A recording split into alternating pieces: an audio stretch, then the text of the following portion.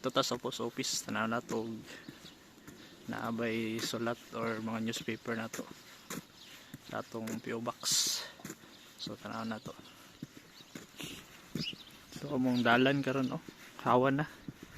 Wala na kayo ice, padulong ng spring. Naya po yung ating nagagmay pa.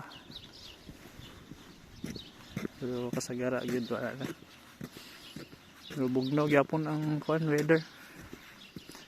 Minus 18 among temp karon. So mga kahoy oh. Huwag pagyapon.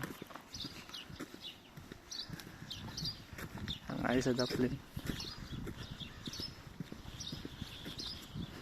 So nagpakita na gid ang simento sa dalan. Diawat to tong niagi. Nga poros good ice. So hawan. Ang adlaw gapakita na pud.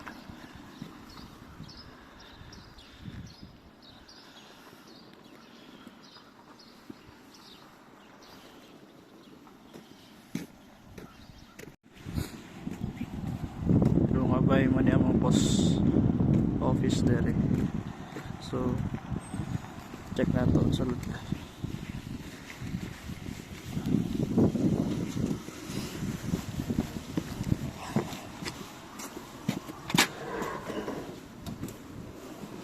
So morning mga PO Box. Every kuan din ni tao na isa kay nani. So dagan kayo. So din sa mong community. Ada isa na yung inani. So number here.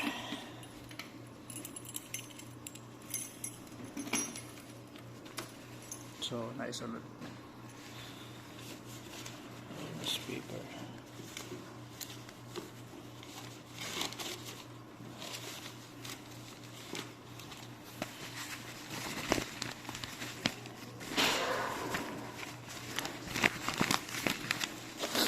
So na po siya letter.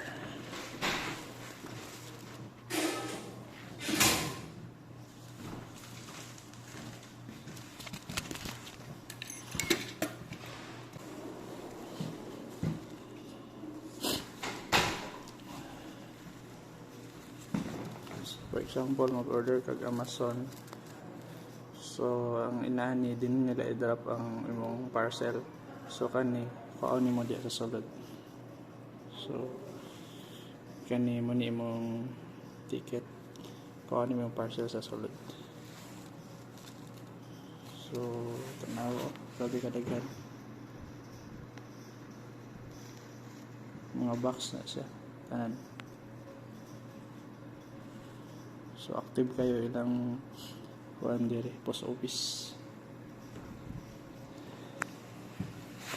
So na po yung mga kuan newspaper